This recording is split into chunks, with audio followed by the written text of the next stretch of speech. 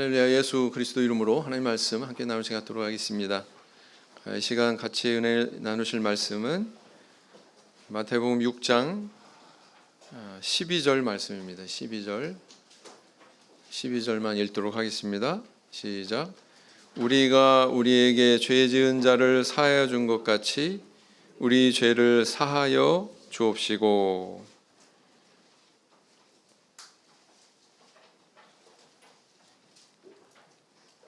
우리는 지난 시간에 일용할 양식을 주옵시고 이 소절에 대해서 함께 살펴봤습니다. 그 교훈의 말씀이 뭐였죠?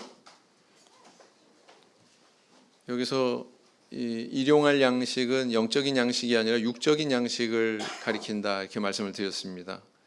육적인 양식을 위해서 우리가 이렇게 하나님 앞에 간구할 수 있어야 되는데, 그 의미는 첫째는 하나님의 도움을 신뢰한다는 뜻이고, 두 번째는 물질에 과욕 부리지 않는다는 것이고, 세 번째는 이웃과 함께 나누는 그런 의미가 있고, 그 다음 네 번째는 뭐예요?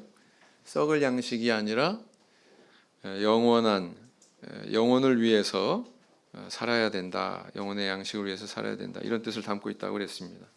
자, 거기에 이어서 오늘은 우리의 죄를 사하여 주옵시고, 바로 이 소절에 대해서 어떤 교훈의 의미가 있는지 함께 생각하고 은혜를 나눠보고자 합니다.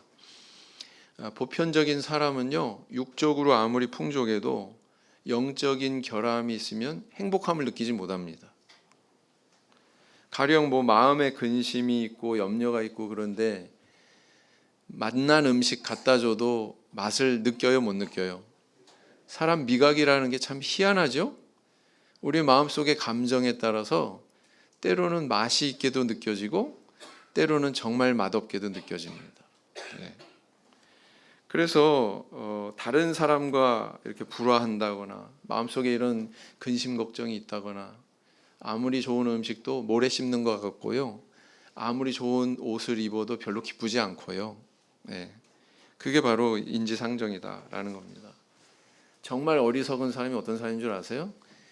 문제는 영적인 데 있는데 이거를 육적인 걸로 뭔가 이렇게 덮어보려고 하는, 이걸 좀 해결해 보려고 하는.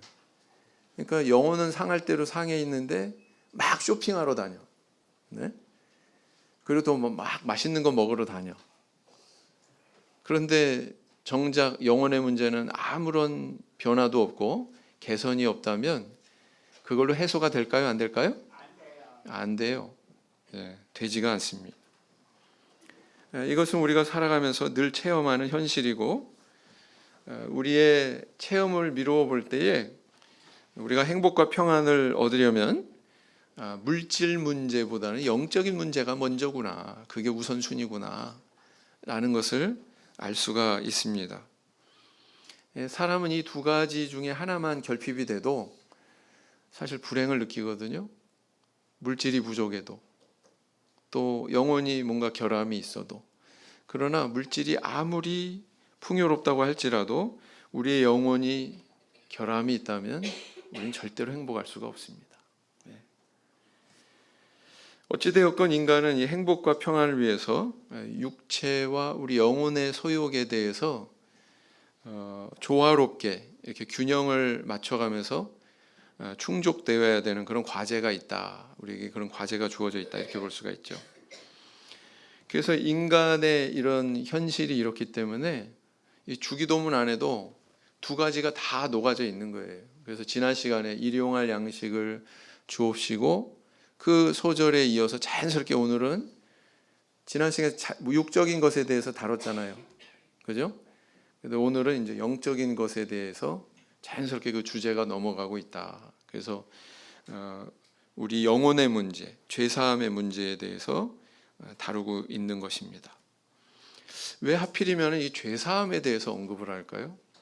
한편으로 이렇게 생각해 볼 수 있지 않을까요? 차라리 기도하되 내 영혼을 아름답게 변화시켜 주십시오, 이렇게 간구한다거나, 주님과 같은 그런 성품에 사랑과 자비가 풍성한 그런 사람이 되게 해주세요, 얼마나 고상해요. 그렇죠? 그렇게 기도할 수도 있을 텐데 여기에는 우리 죄를 사하여 주옵시고 이 문제에 대해서 지금 이야기를 하고 있다라는 것입니다. 그런데 이것이야말로 모든 인간에게 필요한 간구고 또 인생이 안고 있는 문제의 본질을 정확히 건드리고 있다, 이렇게 볼 수 있다는 것입니다. 왜 그래요? 모든 인간은 범죄하는 데서 자유롭지 못하기 때문에, 세례 받기 전에도 범죄고 그 범죄한 것을 죄값을 치른다고 세례 받았고요, 또 받은 이후에도 범죄함이 우리에게 문제가 될 수 있습니까? 없습니까? 여전히 될 수 있다는 거예요. 그래서 모든 인간이 죄 짓는 데서 자유롭지 못하다라는 뜻입니다. 사람들은 내 인생의 어떤 고통과 결핍의 문제에 대해서 외부적으로 그걸 찾는 경향이 있어요. 외부적으로, 물질적인 데서, 또 겉으로 드러나는 데서, 뭐 쉽게 얘기하면 뭐 돈 때문이다, 가정 환경 때문이다, 뭐 학벌 때문이다, 가방끈이 짧기 때문이야, 뭐 또는 뭐 성품 때문이야, 뭐 집안에서 타고난 대대로 물려받은 성품이 그런데 뭐 성품 때문이다, 뭐 이렇게 다양한 그런 원인들을 이렇게 짚어보지만 사실 그런 것들은 원인이 아니에요. 어떻게 보면 겉으로 드러나는 현상이다. 원인은 다른 데 있고 그것은 겉으로 드러나는 현상에 불과하다. 근데 그것을 원인으로 착각하는 경우가 있다는 거죠. 다양한 원인을 이렇게 나열해 보지만 사실은 그게 원인이라고 치자고요, 그 원인의 원인이 되는 근본적인 원인은 다른 데 있다라는 것입니다. 여기에 대해서 성경은 어떻게 가르치고 있습니까? 한 중풍병자가 치유된 사건에서 우리 주님께서는 그 원인에 대해서 정확하게 우리에게 답을 주시고 있죠. 마태복음 9장 2절 말씀을 보겠습니다.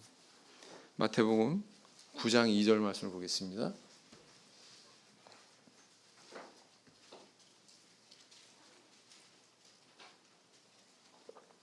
마태복음 9장 2절 다 같이 소리내서 읽겠습니다. 시작. 침상에 누운 중풍병자를 사람들이 데리고 오거늘 예수께서 저희의 믿음을 보시고 중풍병자에게 이르시되 소자야 안심하라, 내 죄사함을 받았느니라 그랬어요. 이 중풍병자의 병의 원인은 어디에 있었던 것 같습니까? 내 죄사함을 받았느니라 이렇게 선언하는 것으로 봐서 내 병이 나았느니라 이렇게도 말씀하실 수가 있잖아요. 근데 여기서 뭐라고 말씀하셨어요? 내 죄사함을 받았느니라 이렇게 선언하셨단 말이에요. 이 사실로 보아서 이 중풍병자의 병의 원인은 다른 무엇이 아닌 범죄함에 있었다, 죄를 범하는 데 있었다라는 걸 알 수 있습니까? 없습니까? 그렇다고 해서 우리 성도님들 예수님이 흉내내면 안 돼요. 어떤 분이 어떤 병이 발병을 했는데 저 사람이 무슨 하나님 앞에 죄를 졌기 때문에 저런 병이 생겼을 거야.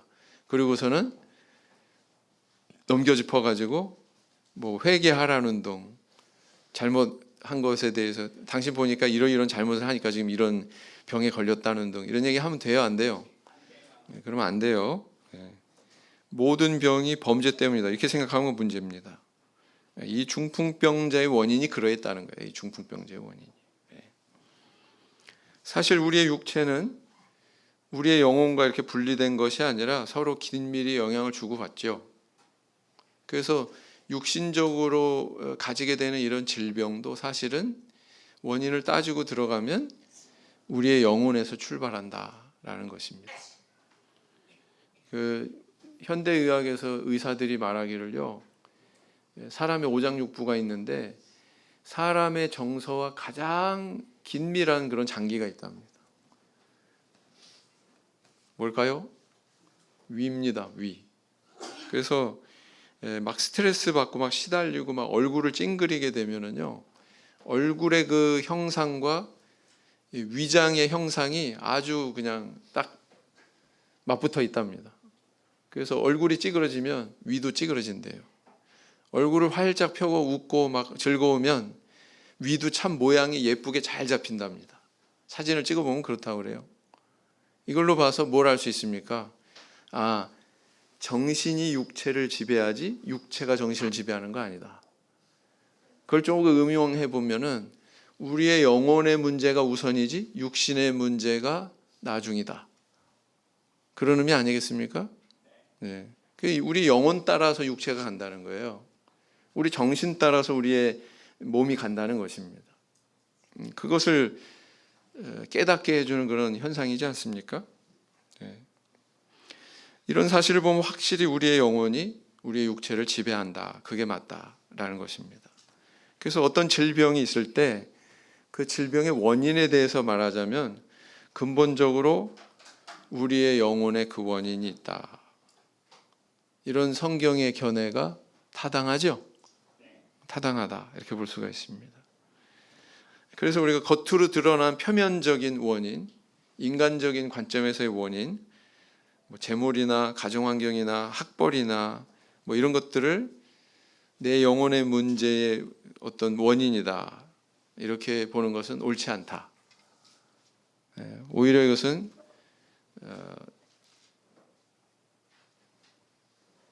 그렇게 봐야만이 우리가 이 문제가 해결이 될 수 있다라는 것입니다. 한 개인의 질병이나 어떤 죽음의 원인에 대해서도 만약에 원인이 이러하다면 조금 더 확장시켜서 인류의 역사도 역시 사실은 원인이 거기에 있는 거죠. 성경은 그렇게 가르쳐 오고 있고 우리는 그렇게 믿고 있습니다. 마치 아담 한 사람이 범죄한 것이 방아쇠가 돼가지고 이 세상의 온갖 사망을 비롯한 모든 온갖 불행한 그런 문제들이 얼룩지게 됐다. 우리 그렇게 받아들이잖아요. 네. 근데 세상 사람들은 어떻게 생각해요? 그게 무슨 죄 때문이다? 선악과 그거 하나 따먹은 그 책임 때문이다? 절대로 이렇게 생각하지 않습니다. 세상 사람들은 어떻게 생각해요? 인류의 역사에 대해서도 그것은 무슨 정치 문제 때문이다. 경제적인 어떤 결함이 있기 때문이다. 사회 문제다. 문화의 문제다. 이러면서 접근하면서 해결하려고 하지 않습니까? 네. 그래서 문제가 해결이 안 되는 거예요, 사실은. 네. 과거 이스라엘 백성들은 바벨론 제국에 멸망을 해가지고 70년 동안 포로 생활을 했습니다. 포로 생활을 마치고 돌아왔을 때 그들은 자신들이 이렇게 고통당한 것에 대한 원인을 어디에서 찾았어요?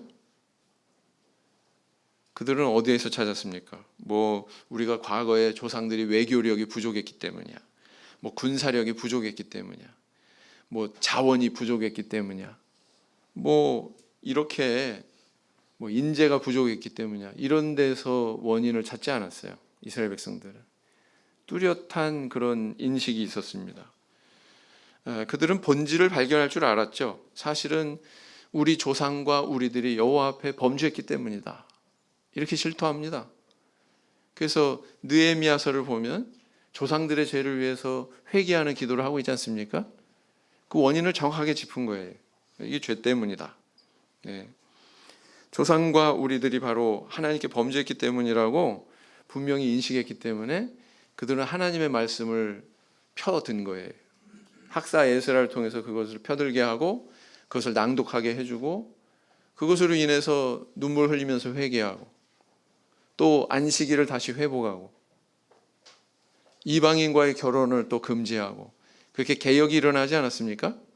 네, 그렇습니다. 그래서 그들은 자신들이 당한 고통, 과거에 바벨론에 멸망했던 그런 치욕의 역사, 바로 그들의 영적인 원인에서 접근을 하고 있다라는 것입니다. 영적인 원인을 주목하는 데서 문제를 해결하고자 했다라는 것입니다. 그래서 그렇다면은 오늘날 우리도 마찬가지지 않겠습니까? 우리가 어떤 문제를 당하건 질병에 걸리건 어떤 불화가 있건 어떤 마음에 어떤 근심이 있건 그걸 우리 영혼의 문제로 다루고 그렇게 접근해서 해결해야 되지 않겠어요? 네. 그래서 그렇게 원인을 제대로 짚어야 해결도 가능한 것이다 라는 것입니다. 예수님이 왜 이 땅에 육신으로 오셨어요? 왜 십자가 지셨다고 배웠습니까? 죄사함을 위해서. 그렇죠? 그러면은 거기에는 뭘 전제하고 있냐면은 죄 범한 과거의 사실이 있다는 것입니다. 모든 인류가. 또 모든 인류를 위해서 십자가 지셨다고 그랬죠? 그것은 곧 이것은 모든 인류의 문제다라는 것을 전제하고 있는 겁니다. 네. 그런 본질적인 문제에 대해서 접근하고 있기 때문에 죄사함이라고 하는 표현이 성경에 굉장히 많이 등장하고 있어요. 빠르게 찾아볼까요? 너무 많으니까 형제반 자매반 나눠서 찾아보겠습니다.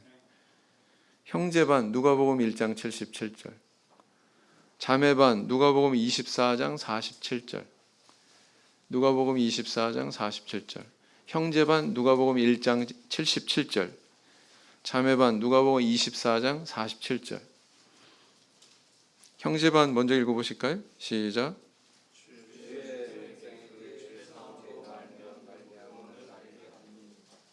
자, 무엇을 알게 한다고요?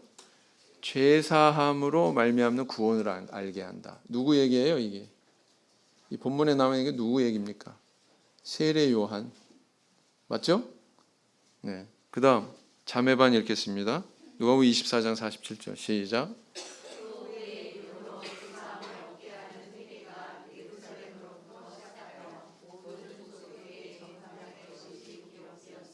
여기도 앞에서 뭐가 나오고 있어요? 죄사함을 받게 하는 회개가 사실은 이거 세례를 얘기하는 거죠.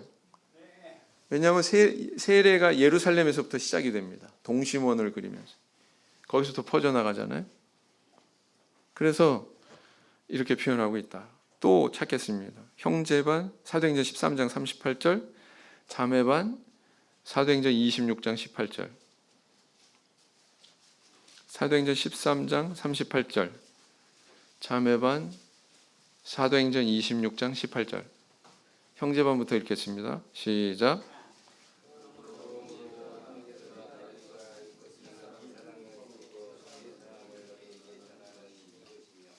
죄사함을 너희에게 전하는 이것이며 이렇게 얘기하고 있죠. 그 다음 자매반 시작.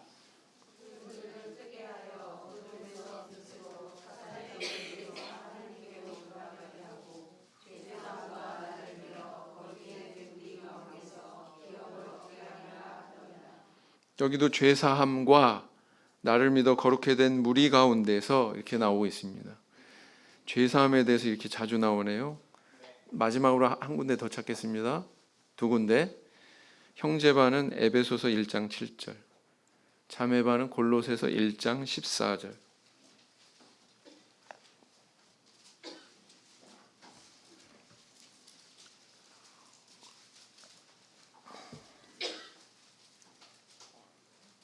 형제반 시작.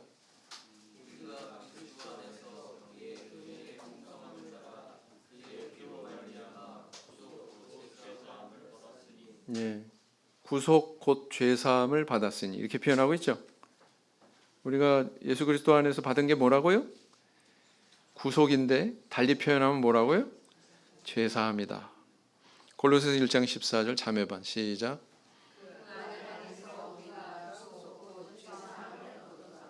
예, 거기도 죄사함에 대해서 이야기하고 있죠. 네. 신약 성경에 죄사함에 대한 언급이 이렇게 많아요. 예. 그러니까 예수님께서 왜 주기도문에서 이 죄사함의 은혜를 간구하라고 가르치셨는지 우리는 고개를 끄덕일 수 있는 겁니다. 아, 이게 본질적인 문제를 건드리고 있구나. 이거보다 더 중요한 문제가 없구나. 그러니까 여기에 대해서 언급하고 계시는구나. 이렇게 이해를 할 수 있다는 것입니다. 자, 그러면 우리 죄를 사하여 주옵시고 이 간구의 구체적인 함축된 뜻은 무엇일까요? 첫째는 뭐냐면 죄의 무서움을 알고 경계하라는 의미가 있는 겁니다. 이 기도문에는. 왜요? 우리가 계속 하잖아요. 이 기도문을. 뭐 1년에 한 번씩 하지 않지 않습니까? 예배 때마다 하잖아요. 그러면서 이 우리 죄를 사하여 줍시고 이렇게 기도하고 있단 말이에요. 도대체 지은 죄가 내가 얼마나 많다고 이렇게 기도하게 하시나? 그렇게 생각하십니까? 네. 야고보서 1장 15절을 보면 이렇게 기록하고 있죠.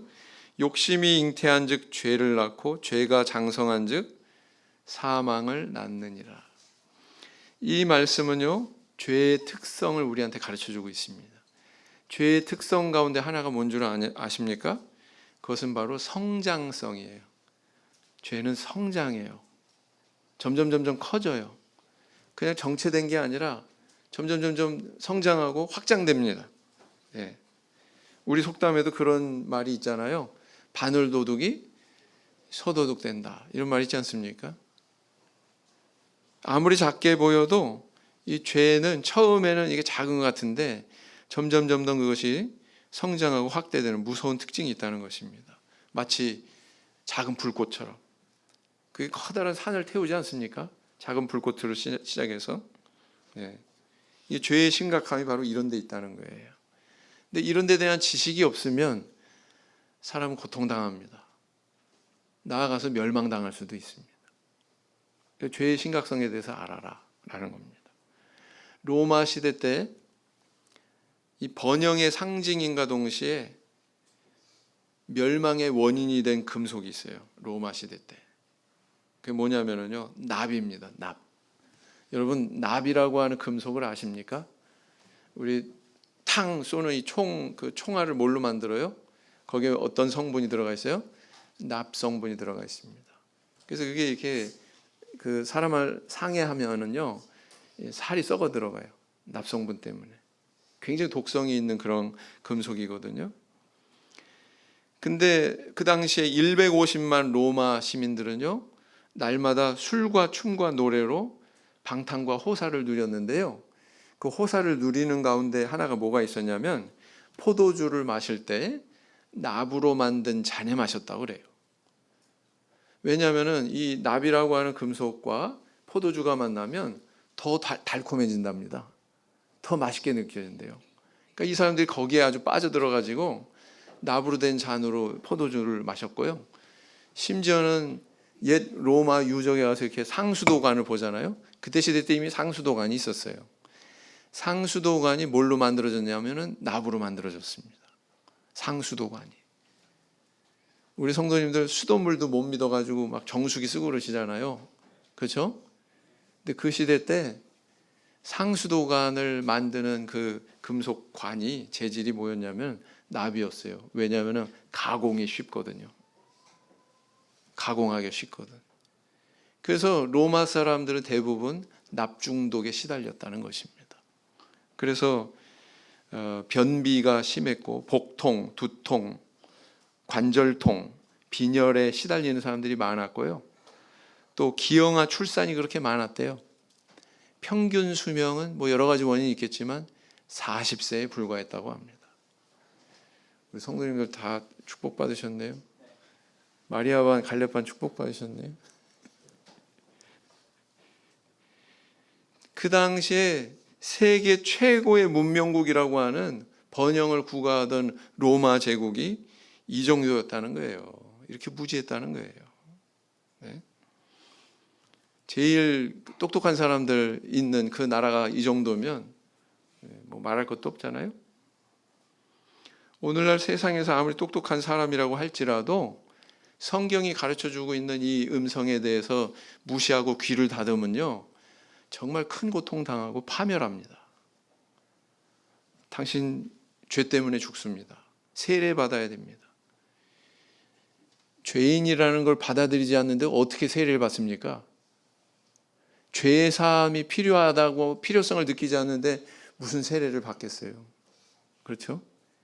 인간의 이 가장 본질적인 문제가 범죄함 때문에 지금 이렇게 벌어지고 있는 거다. 그거 못 받아들이는데 어떻게 세례를 받아들이겠어요? 어떻게 죄 사함을 받아들이겠어요? 어불성설이죠. 그러면은 성경이 말하는 죄란 뭘까요? 우리도 이 죄에 대해서 좀 정확하게 잘 알아보자고요. 먼저 어휘적으로 이렇게 접근해 보면 죄라고 번역된 단어는 5가지가 있습니다. 첫째는 뭐냐면 하마르티아. 이것은 무슨 뜻이냐면은 관역에서 빗나가다. 관역에서 빗나간 게 죄다. 이런 뜻입니다. 관역 아시죠? 화살을 쏘거나 총을 쏠 때 관역에다 쏘잖아요. 이렇게 관역이 있는데 가운데 10점, 그 다음에 9점, 8점, 동심원을 그리면서 이렇게 형성된 그 관역이 있는데 거기에서 완전히 빗나간 거예요. 빗나가가지고 엉뚱한 데로 날아가고 관역에 적중하지 못했을 때 그걸 뭐라고 그러냐면 하마르티아 이렇게 얘기합니다. 그것은 곧 하나님이 목표로 하시는 목표 지점이 있어요. 근데 거기에 닿지 않고 거기서 벗어나면 이게 뭐다? 죄다 이렇게 가르치고 있는 겁니다. 이게 첫 번째 죄의 개념이에요. 두 번째는 뭐냐면은 파라바시스라고 하는 단어가 있습니다. 파라바시스는 뭐냐면은 줄을 따라가지 못하다 이런 뜻이에요. 줄을 따라가지 못하다. 무슨 뜻이냐면은 예를 들어서 땅에다 이렇게 줄을 쫙 그어 놓잖아요. 운동회 같은 거 할 때 이렇게 횟가루로 줄을 쫙 그어 놓잖아요. 그러면은 이 운동 선수들이 그 그어 놓은 줄대로 이렇게 따라가야 돼요. 거기서 벗어나면 어떻게 되는 거예요? 실격하는 거예요. 그렇지 않습니까? 자기 라인을 지켜야 돼요. 근데 거기서 벗어나는 거, 그것을 뭐라고 하냐면 파라바시스라고 이야기합니다. 하마르티아랑 좀 비슷하죠? 어떤 기준이 있고 그 기준에 도달하지 못한다. 거기서 벗어난다. 이런 뜻이란 말이에요. 그 다음에 세 번째 단어가 있는데 파라푸토마라는 게 있습니다. 이 파라푸토마는 무슨 뜻이냐면 미끄러서 넘어지다 이런 뜻이에요. 성경 읽다 보면은 실족하다 뭐 이런 표현 나오지 않습니까? 실족하는 게 뭐예요? 미끄러 넘어지는 거예요. 말하자면 이 실족이라고 하는 것은 죄라고 하는 개념과 통하고 있구나. 미끄러져 넘어지는 거구나. 똑바로 걸어가야 되는데 똑바로 걸어가야 되는 그 기능을 상실해 버려 가지고 순간적으로 미끄러 넘어지는 거. 이거를 파라푸토마 이렇게 얘기한다는 겁니다. 넷째는 뭐냐면 아노미아가 있어요. 이건 불법이라는 뜻입니다. 법 없이 행동한다 이런 뜻입니다. 그 다음 마지막이 뭐냐면은 오헤일레마라는 단어가 있습니다. 이 단어는 채무라는 뜻이에요. 자, 그러면 주기도문에서 우리 죄를 사하여 주옵시고 할 때 이 죄는 어떤 단어일 것 같아요? 어떤 단어일까요? 맨 마지막에 채무라고 하는 단어입니다. 채무. 여러분, 채무가 뭐예요? 채권이 있고 채무가 있습니다. 채무는 채권의 상대 개념이죠. 네. 빚에 대한 권리가 있는 사람, 채권자. 빚을 갚아야 되는 의무가 있는 자, 채무자. 그렇게 이야기하지 않습니까? 바로 그런 거예요. 네. 아담이 하나님께 범죄했다는 것은 곧 달리 표현하면은 아담이 하나님께 빚을 졌다 이런 뜻입니다. 그런 뜻입니다. 빚이라고 하는 것에 대해서 우리 성도님들은 어떻게 이해하고 계세요? 이게 빚진 것을 해결을 하려면 채무자가 채권자에게 그것을 갚아야 이 상황이 해결이 되는 거죠. 네. 예를 들어서 어떤 사람이 남의 물건을 훔쳐갔다고 하자고요. 그런데 그 가해자가 피해자한테 아이고 내가 잘못했어요. 제가 참 이런 죄를 짓게 돼서 유감스럽습니다. 정말 미안하게 됐습니다. 말로는 그렇게 사과했어. 근데 여전히 그 자전거가 자기 집에 있어. 훔쳐간 자전거가 자기 집에 있어. 그 돌려주지 않았어. 그럼 이 사람의 사과가 사과인가요? 이 사람의 회개가 회개입니까? 아니다. 아니다라는 것입니다. 그 훔칠 물건을 원주인에게 돌려주었을 때 그 뉘우침과 회개가 완벽하게 이루어진 것이죠. 말하자면 채무가 완전히 벗어나게 된 거죠. 바로 그렇습니다.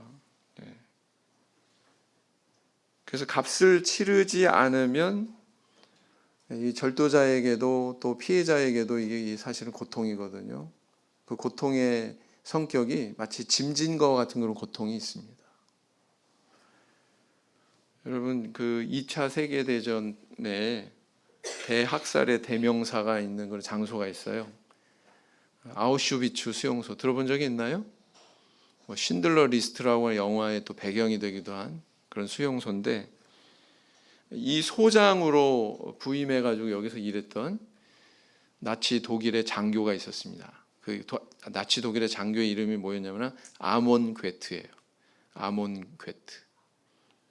좀 사악한 느낌이 나죠, 이름도. 이 수용소에 유대인이 처음 수용됐을 때 인원이 2만 명이었습니다. 근데 전쟁이 끝나고 사람들이 다 풀려났을 때 남아있는 사람은 600명밖에 안 됐다고 그래요. 나머지는 다 어떻게 됐다는 거예요? 죽었다는 거예요.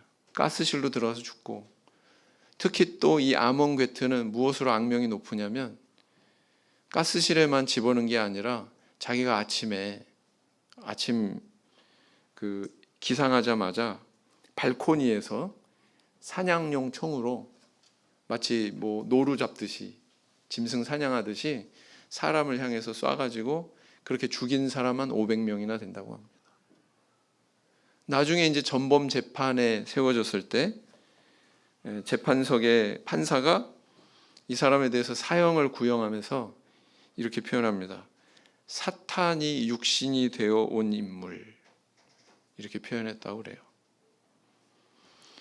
그래서 그 재판을 통해서 이제 사형 선고가 내려지고 이 사람은 형장의 이슬로 사라졌습니다. 그런데 그의 딸이 있었어요. 모니카 괴트. 60년이 지나도록, 아버지가 죽은 지 60년이 지나도록 이 여인이 세계 이곳저곳을 막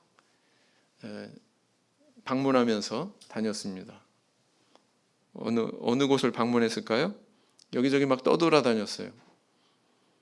누구를 찾아서 떠돌아다녔을까요? 피해자의 가족들, 피해자의 유족들한테 가서 제발 우리 아버지를 용서해달라, 정말 죄송하고 몸둘 바를 모르겠다, 이 말 한마디 하려고 그렇게 찾아다녔다고 그래요. 이처럼 죄책감이라고 하는 것은 사람에게 커다란 고통을 주지요. 마치 짐을 진 것 같은, 빚을 진 것 같은 그런 고통이 있습니다. 그래서 그것을 갚기까지는 그 고통에서 벗어날 수 없는 비슷한 유형을 우리는 성경에서 또 발견할 수가 있습니다. 여러분들 요셉 이야기 다 배우셨잖아요. 요셉의 형들이 이 아우 요셉을 갖다가 종으로 팔아버린 다음에 아버지의 그 울부짖는 고통을 그들이 보면서 양심의 커다란 가책을 느낍니다. 그리고는 죄책감에 살죠. 몇 년 동안요? 아주 오랫동안 22년도 넘게, 아버지 돌아가실 때까지 그 짐을 못 벗어요. 그들이 이제 그 애굽의 총리가 된 요셉을 몰라보고 나중에 옥에 갇히죠. 옥에 갇힌 상태에서 그 형들이 뭐라고 얘기합니까? 아이고, 우리 아우가 그 부르짖을 때 우리가 그 소리에 귀를 열지 않았기 때문에 오늘 이 고통이 우리에게 지금 임하고 있다. 그게 몇 년 전 일이에요? 22년 전 일이에요. 22년 동안 이 형들은 그 아우의 일에 대한 죄책감에서 벗어났어요? 벗어나지 못했어요? 벗어나지 못한 거예요. 그 기간 동안. 죄란 이런 거다. 죄란 이런 거다. 어떻습니까? 우리도 이런 무거운 짐 지고 사는 그런 시간들이 있어요? 없어요? 있어요. 그러니까 우리가 이렇게 기도해야 되는 거예요.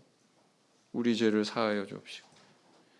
부디 우리 성도님들 우리 죄를 사하여 주옵시고 이렇게 기도할 때마다 이런 죄의 무서움에 대해서 경계할 줄 아는 저 우리 성도님들 되길 원합니다. 그 다음 두 번째는 뭐냐면 세례 이후에도 지속적으로 속죄의 은혜를 누리라고 하는 의미로 이 말씀이 있는 겁니다. 우리 죄를 사하여 주옵시고. 우리가 왜 이렇게 기도해요? 우리 죄를 사하여 주신다는 게 전제되기 때문에 우리가 기도하는 거잖아요. 세례받은 이후이지만 우리가 이게 필요하기 때문에 기도하는 거지 않습니까? 네, 그렇습니다. 우리는 세례를 통해서 죄사함의 은혜도 입었지만 여전히 죄의 유혹을 받을 수 있는 연약한 존재다. 그래서 하나님께서는 이스라엘 백성들이 요구하지도 않았는데 광야에서 성막의 제도를 주셨단 말이에요. 성막의 제도의 기능이 뭡니까? 이스라엘 백성들이 만약에 율법 지키다가 범했어. 말하자면 죄를 지었어. 그러면 그 죄 문제에 대해서 해결하기 위해서 그 성막을 주신 거잖아요. 그 소나 양이나 염소나 비둘기나 재물을 가지고 와서 이렇게 제사 지내라. 그럼 내가 너희 죄를 사해 주마. 이것 때문에 주신 거잖아요. 그런 것처럼 오늘날 하나님께서 영적인 이스라엘 된 우리를 위해서 하늘에 속한 그런 성막을, 성전을 마련해 주셨다는 거예요. 그 우리 안에 뭐가 임하셨어요? 성령이 임하셨어요. 성령이 임하셨으면 우리 안에 영적인 성전이 구현이 된 거예요. 하늘에 속한 영적인 성전이. 그래서 예수님이 안 계셔도 그 성령을 의지해서, 영으로 계신 그분을 의지해서 저 지성소 안까지 직접 나아가서 우리가 하나님 앞에 구할 수 있지 않습니까? 언제요? 그러면 이게 언제 이루어집니까? 예배 때. 우리 예배 때. 예배 때 말씀을 통해서 우리 죄에 대해서 발견하고 그걸 하나님 앞에 내려놓고 또 기도를 통해서 하나님 앞에 지금 제사 드리는 거거든요. 그래서 구약 시대 때 그게 육적으로 이루어진 것처럼 신약 시대 영적으로 이게 그대로 이루어지고 있는 겁니다. 제물만 바뀌었잖아요. 그죠? 예수 그리스도. 영원한 속죄의 제물이 되신 예수 그리스도. 그분을 의지해서 이렇게 지속적으로 우리가 속죄의 은혜를 누릴 수 있는 겁니다. 그런데 이 지속적인 속죄의 은혜에도 조건이 있어요. 조건이 있습니다. 그게 바로 뭐냐면은 우리 하나님 전능하시죠? 근데 하나님이 하실 수 없는 게 있어요. 몇 가지가 있습니다. 그 중에 하나가 뭐냐면은 하나님이 하실 수 없는 거 여러 가지 중에 하나, 회개하지 않는 자, 자기 죄 뉘우치지 않는 자 용서하실 수 있어요, 없어요? 이거는 하나님이 무능하신 게 아니에요. 사실은 전능하고 무능하고 이런 문제가 아니에요. 여러분 그 잘못했다고 인정하지도 않는데 용서가 가능합니까? 논리적으로 모순이에요. 이거는 잘못했다고 인정하는 그곳에 용서라는 게 있지, 잘못도 인정하지 않는 그곳에는 용서가 있을 수가 없는 거란 말이죠. 말이 안 된단 말이죠. 네. 그래서 이런 속죄의 은혜가 지속적으로 주어지기 위한 전제 조건은 뭐냐? 우리 죄에 대한 인정과 자백과 고백이다. 회개다라는 것입니다. 그게 있어야 우리가 용서받는다는 거거든요. 예수님을 배반한 두 사람이 있어요. 예수님의 직계 제자 가운데. 하나는 베드로고 다른 하나는 가룟 유다거든요. 근데 베드로는 용서받았고 가룟 유다는 용서받지 못했습니다. 차이가 뭡니까? 차이가 뭐예요? 베드로에게는 회개의 눈물이 있었어요. 내가 잘못했다고 분명히 닭이 2번 울기 전에 네가 나를 3번 부인하리라. 예수님의 그 말씀이 생각나서 자기를 발견했어요. 예수님 앞에서. 그리고 눈물 펑펑 쏟지 않습니까? 그 눈물이 있었기 때문에 용서받은 거예요. 가룟 유다 용서받았습니까? 아니요. 끝까지 회개하지 않았어요. 강팍하게. 끝까지 돌이키지 않았습니다. 나와 같이 여기에 손을 넣는 자니라 예수님이 간접적으로 여러 차례 다 얘기했어요. 지적해서. 그런데도 끔찍도 하지 않았어요. 가룟 유다는. 또 두 인물이 있습니다. 사울 왕과 다윗 왕입니다. 사울 왕은 하나님의 명령에 불복종의 죄를 지었죠. 많은 제사장의 무리까지 또 살육하기도 했죠. 다윗은 어땠습니까? 다윗도 간음죄 지었죠. 살인죄까지 지었어요. 우리아까지 죽였습니다. 네. 그런 죄를 저질렀어요. 근데 사울 왕은 하나님께 버림받았고 다윗 왕은 하나님 앞에 용서받았거든요. 그 차이가 뭐예요?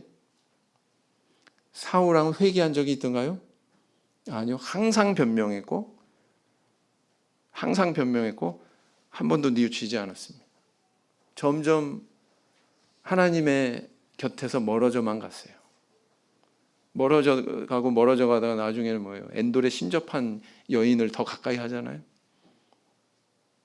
다윗은 어땠습니까? 나단 선지자가 와가지고 그의 죄를 지적했을 때 그 앞에 넙죽 엎드려가지고, 일개 선지자면은 왕 같으면은요, 뭐 사울 왕 같으면 제사장까지 죽였는데 뭐 선지자 죽이는 건 일도 아니잖아요. 어떻게 알았지? 너만 입막음하면 이거는 다 가려지는 일이야. 하나님 없는 사람이었다면 아마 그렇게 행동했을 거예요. 근데 내가 여호와 앞에 범죄하였습니다. 인정하지 않습니까? 그러니까 사함 받은 거예요. 그래서 죽지 않은 겁니다. 속죄의 은혜는 회개하고 뉘우치는 자에게 있습니다. 우리 개인도 마찬가지예요. 뭔가 내가 발전을 하고 나의 어떤 굴레를 깨트리고서 뭔가 도약을 하려면 나의 부족한 점을 깨닫고 계속 변화를 노력해야 됩니다. 그렇지 않으면 그럴 수가 없잖아요. 변화가 있을 수가 없잖아요. 마찬가지라는 거예요. 그래서 우리가 할 일은 이미 주어졌으니, 이 속죄의 은혜가 우리에게 완벽하게 주어졌으니 우리가 해야 될 바를 해야 되지 않겠습니까? 우리가 해야 될 바는 뭐예요? 하나님 앞에 열심히 뉘우치고 회개하는 겁니다. 내가 딸이 잘못한 줄 아는데 사실은 따지고 보니까 내가 잘못했네. 그죠? 우리 부모님 때문에 내가 맨날 탓하고 부모님이 원인이라고 생각했는데 가만 보니까 문제가 내 안에 있네. 남 탓할 거 없고 자기 돌아보고 뉘우치고 다시 그 길로 가지 않도록 노력하는 거, 이걸 우리 하나님께서 요구하신단 말이에요. 그래서 우리가 이렇게 기도할 때마다 우리 죄를 사하여 주옵시고, 나는 죄인이라고 하는 자각이 전제되어 있는 기도입니다. 나는 죄인입니다. 이렇게 범죄했습니다. 라는 인식이 전제가 되어 있는 간구라고요. 부디 이 간구가 하나님께서 원하시는 대로 계속되는 이 속죄의 은혜에 일치되는 그런 간구가 되기를 원합니다. 그 다음 세 번째는 뭐냐면은 용서해야 용서받을 수 있다는 의미를 담고 있습니다. 사실은 이게 전체 문장이 아니죠. 우리 죄를 사하여 줍시고가 우리가 우리에게 죄 지은 자를 사하여 준 것 같이, 그러면서 여기에 부가되어 있습니다. 그리고 나서 우리 죄를 사하여 줍시고 이렇게 붙지 않습니까? 마태복음 6장 14절 15절에 찾아보겠습니다. 마태복음 6장 14절 15절.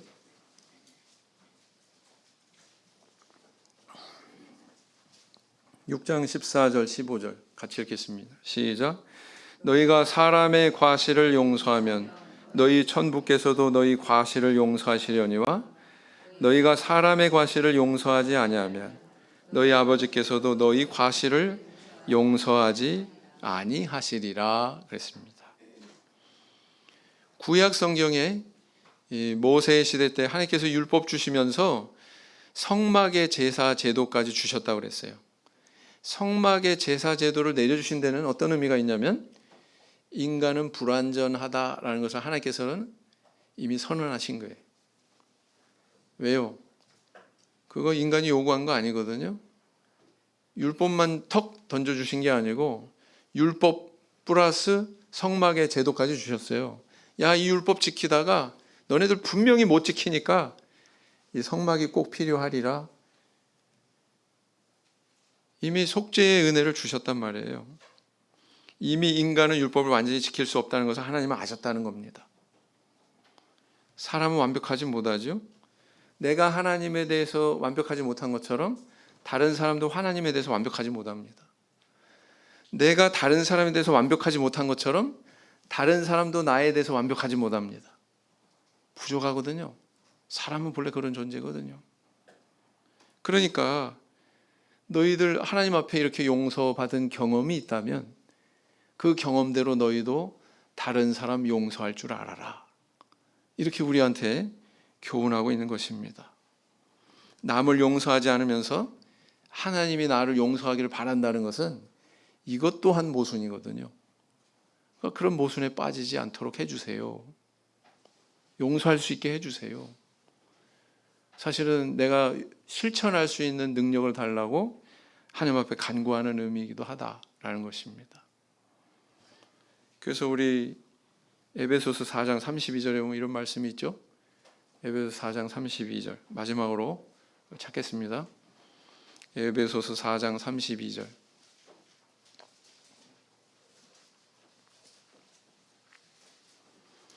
에베소서 4장 32절 같이 읽겠습니다. 시작. 서로 인자하게 하며 불쌍히 여기며 서로 용서하기를 하나님이 그리스도 안에서 너희를 용서하심과 같이 하라. 너희를 용서하심과 같이 하라. 우리 성도님들, 우리가 우리에게 죄 지은 자를 사하여 준 것 같이 우리 죄를 사하여 주옵시고, 기도하실 때마다 내가 진정 이 교훈에 합당하게 하나님 앞에 나아가고 있는가 항상 묻고 살아갈 수 있는 저와 우리 성도님들 되기를 원합니다. 묵상 기도하시겠습니다.